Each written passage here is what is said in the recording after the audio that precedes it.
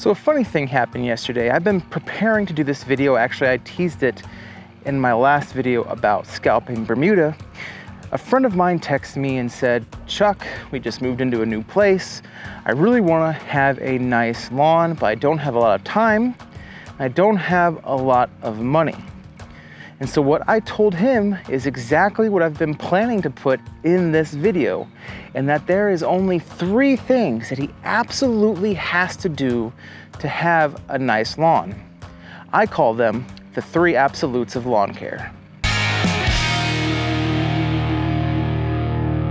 Yes, you heard me right. There are only 3 things that you have to do to have and maintain a nice lawn. Now, if you already sort of have an idea on what those 3 things are, you may be thinking to yourself, Chuck, there's definitely a 4th thing. Why are you only gonna say 3 of them? We're gonna talk about that in a little while. This video is not, I repeat, this video is not about products, as you can achieve lawn success no matter what products you use. This video is purely about practices. No matter the name on the box, the bag, the jug, you can have a nice lawn if you follow these 3 steps. The first absolute to having a nice lawn is regular, routine mowing. Not only does mowing keep your lawn looking neat and tidy, it is actually extremely beneficial and healthy for your turf. A way to think about this, probably, is you're at a baseball game, you're sitting in the stands in the outfield, right? Batter comes up, hits a long fly ball, it is gonna be a home run.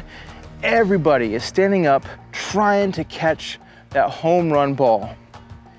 Who's gonna catch that ball first? Who gets the first dibs? It's not the people sitting down, it's not the short people, it's the ones that are standing up the tallest, reaching up, trying to get that ball. Mowing regularly allows for equal distribution of sunlight, water, and fertilizer.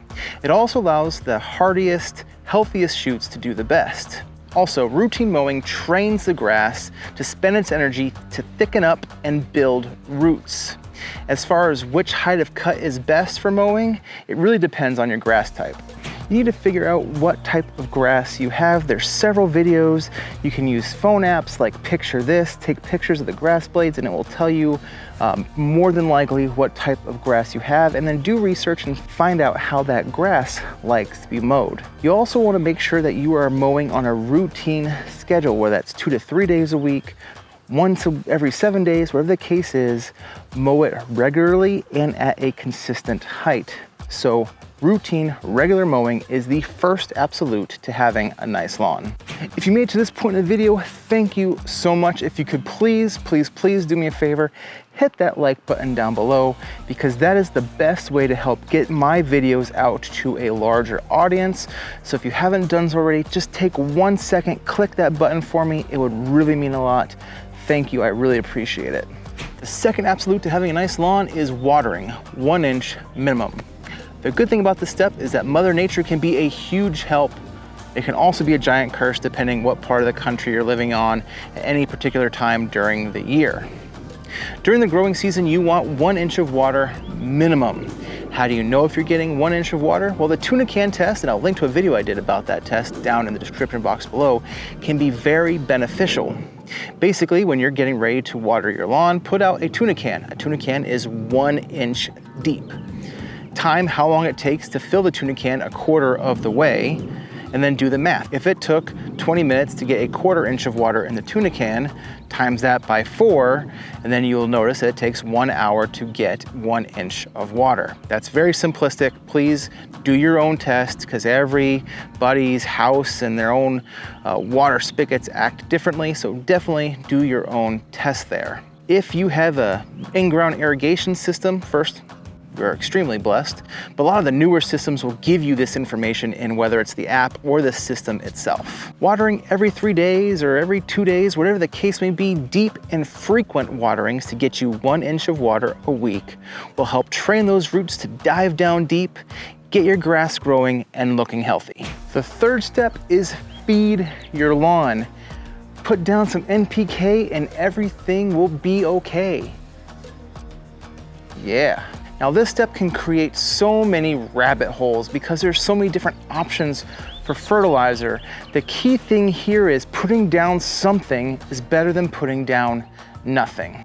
This step is where people will try to tell you some absolutes about products. Look, go to your local hardware store, go to your local co-op, go to wherever place locally that sells fertilizer and buy a bag with the numbers 10, 10, 10 on the bottom. Put that down at a minimum of 4 times a year. Memorial Day, Independence Day, Labor Day, and at some point towards the end of the lawn season, so that way you have fertilizer readily available for the next season, and your lawn is going to do awesome. The fun thing about this step is that there are so many types of fertilizers. Try new ones if you want to. See which fertilizers get the best result out of your lawn, because not all fertilizers are created equal. You'll get some that really turn your lawn that deep dark green that you're looking for, and then there's others that will promote a really healthy type of grass but doesn't necessarily affect the color so much. So this easily could be the funnest step of having a nice lawn. Now let's talk about the one I think everyone else may be thinking of as a fourth absolute, and that is weed control. Weed control is not an absolute. That's right, weed control is not an absolute. As you're establishing your lawn, similar to overseeding, you're gonna have to treat for weeds.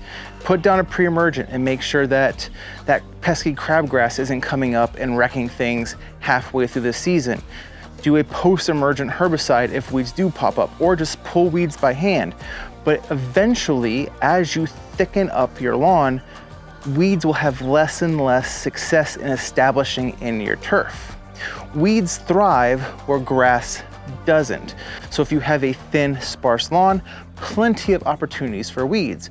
If you have a nice, thick stand of turf, there's nowhere really for weeds to grow. So over time, you may still have to occasionally treat for weeds, but it is not an absolute to having a nice lawn.